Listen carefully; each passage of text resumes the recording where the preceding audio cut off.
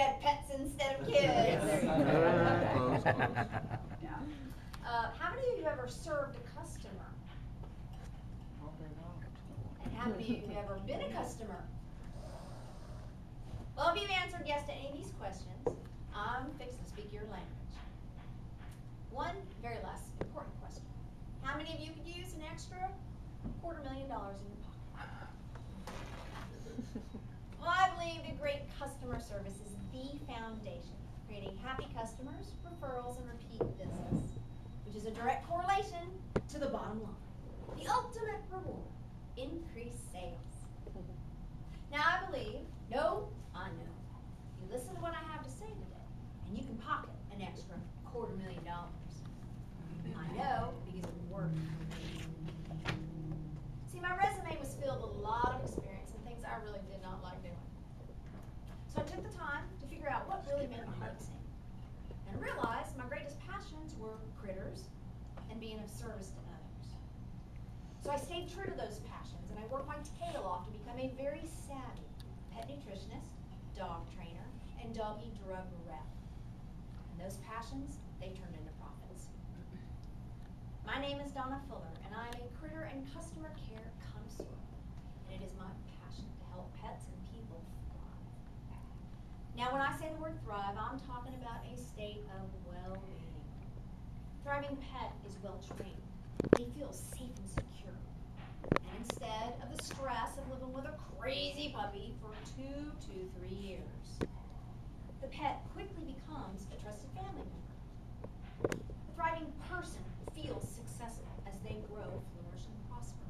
The customer feels safe and secure doing business with a sales rep when they are satisfied with excellent service and excellent products. Both two-legged and four-legged thrive, and everybody is happy. Today I'm going to show you there are 3 essential steps to the dog training process. And there are 3 essential steps for providing great customer service. And they're the same 3 steps. Which help me to discover that all I know about customer service, I learned in dog training. So I'm going to teach you old dogs some new tricks. And before you know it, you'll have yourself a whole pack of new customers. Step 1, we create an association. In dog training, this is a clicker. It is in the morning. Wow, somebody woke me up. The sound is distinct and recognizable. We teach the dog to associate the sound of the clicker to mean a reward will follow. This is called loaded clicker. Humor me while I conduct a little scientific experiment. We click and we treat.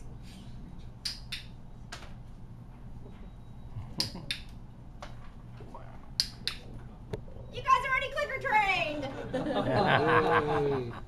See, you can teach an old dog new tricks. Now, our dogs, they do love their treats, but an untrained puppy will eat anything they can get their paws on. A vet tech friend of mine said a customer brought in a very large puppy with a very large tummy ache. So the vet ordered some x-rays. Held the x-rays up in the light. Is that Darth Vader? Darth was in there. Well, there's Chewbacca right there. Oh, there's a whole fleet of stormtroopers in there. That puppy had eaten an entire Star Wars collection.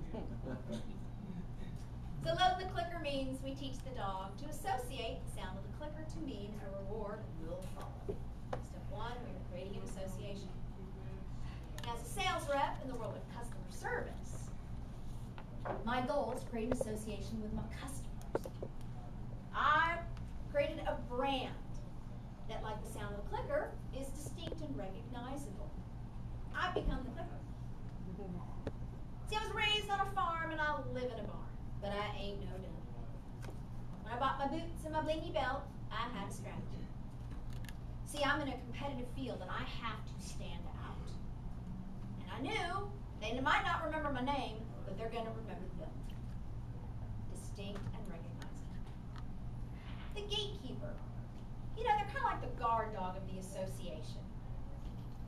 They're trained, their first point of contact, and they're trained to sniff out predators, and they grant access to the decision makers behind their chain link fence. It's a very powerful position. But you ask them what they do, and they'll be the first to tell you, I'm just the receptionist.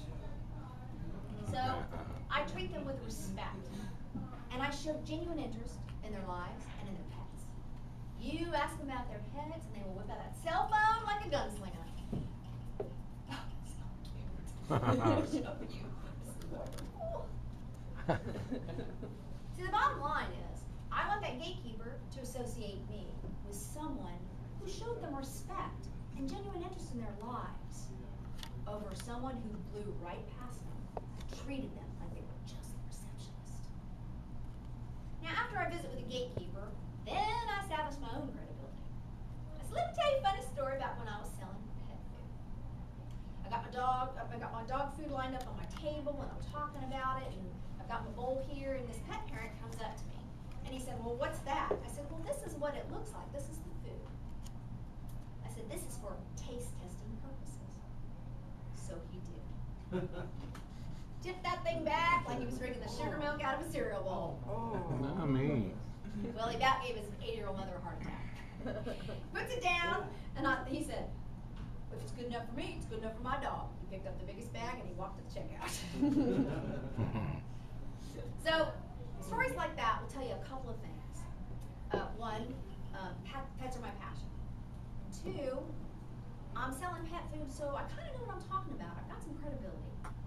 But three, the funny stuff always builds the bond. Now, when I was a gatekeeper, you didn't get past us unless you had food. So I bring treats. Fresh strawberries, homemade banana pudding, and very healthy chocolate brownies. And last, my attitude and my energy, they stay positive, upbeat, and respectful, which is a little tougher on some days than others. A few months ago, my cat Spaz died. He was 15, was a bit expected, but it never makes it any easier.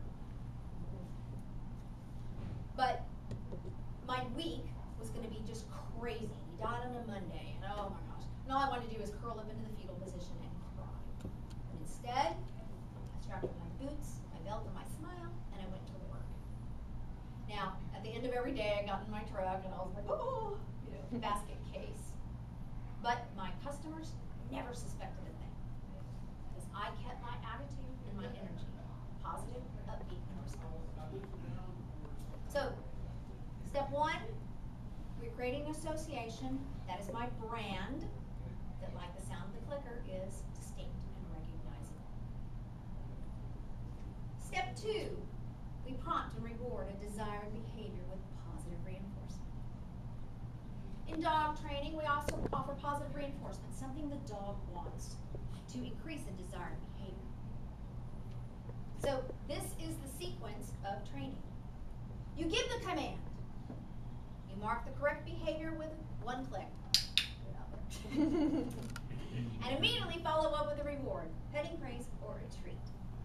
One click, one meaning, and the dog is clear about the correct behavior. But this is how I used to train my dogs.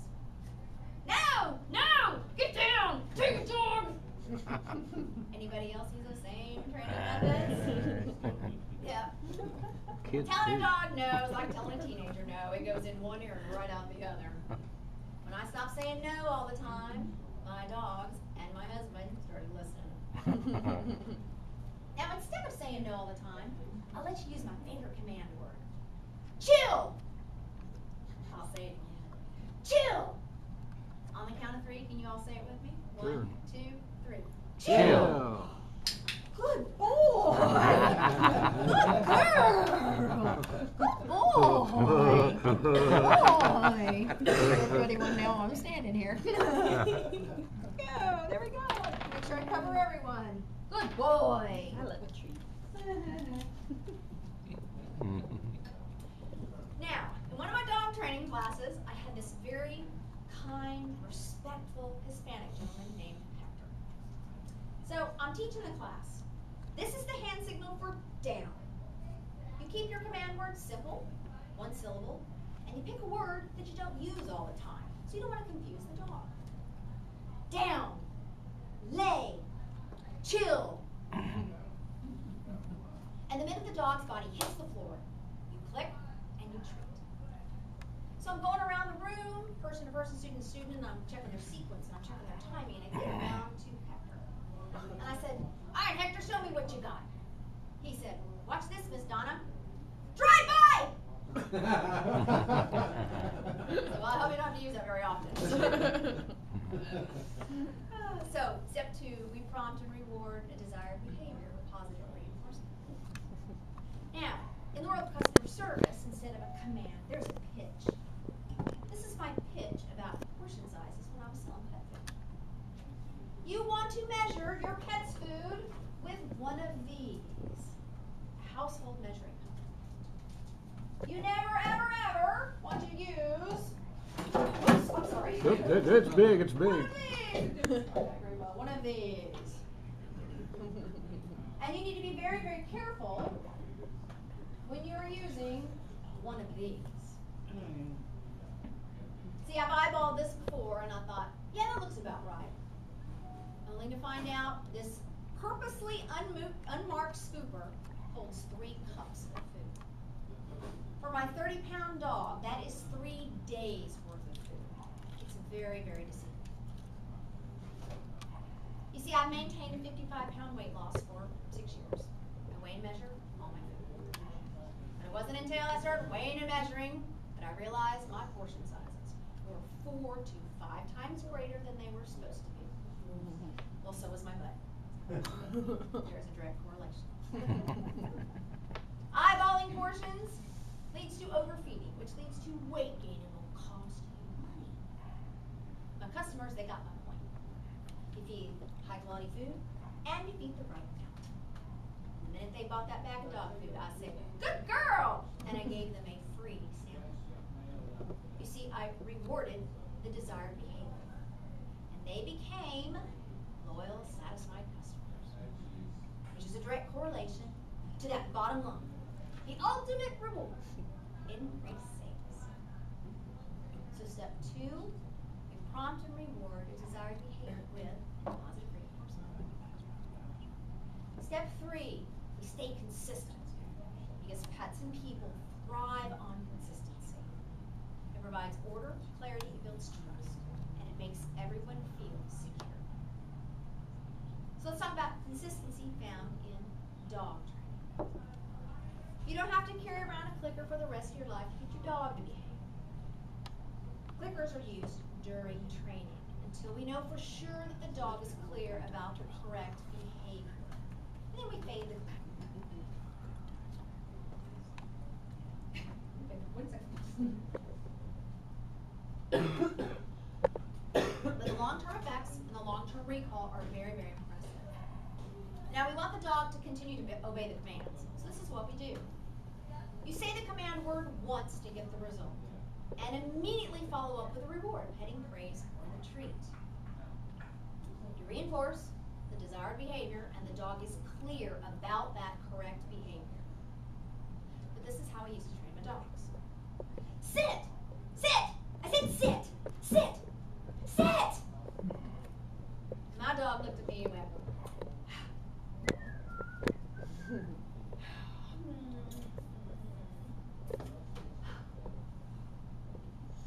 and I said, good girl, here's your treat. Well, no wonder they never listened. You don't tell them 500 times to do something and then, well, okay, close enough. Because all you're doing is reinforcing the negative behavior. Remember, dogs are like kids and they intuitively know how to wear you down if they want. And if I'm the one who's sending the mixed signals, you don't shoot the dog. Instead, you stay consistent. It provides order, clarity, it builds trust, and it makes the dog feel secure.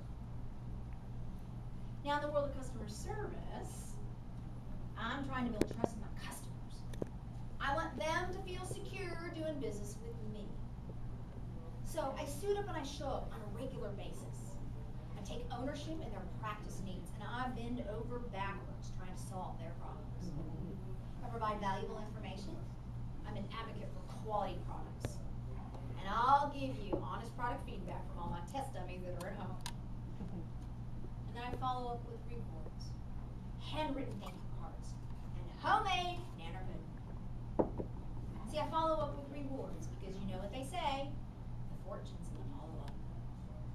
And I'll have you know, my nanner pudding is like crack cocaine.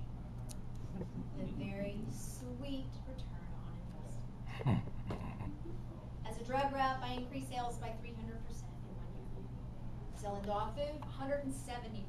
I sold 300 pounds of dog food in less than 4 hours. And as a dog trainer, I give them a little pitch, and my conversion rate was 85 to 90%. I'm telling you, the proof is in the pudding. This stuff works. And looky here. My customers, they send me handwritten thank you notes. Now this stuff works if we stay consistent. Provides order, clarity, it builds trust, and it makes everyone feel secure. Today I've shown you there are 3 essential steps to the dog training process. And there are 3 essential steps for providing great customer service. And they're the same 3 steps. It is my passion to help pets and people thrive. So I encourage you to create the association that is distinct and recognizable. Reward your customers with positive reinforcement. And to stay consistent. Because pets and people thrive on consistency. These 3 principles are the foundation for customer service partnerships built on integrity and excellence. You know, Roger Staubach said, there are no traffic jams in that extra mile.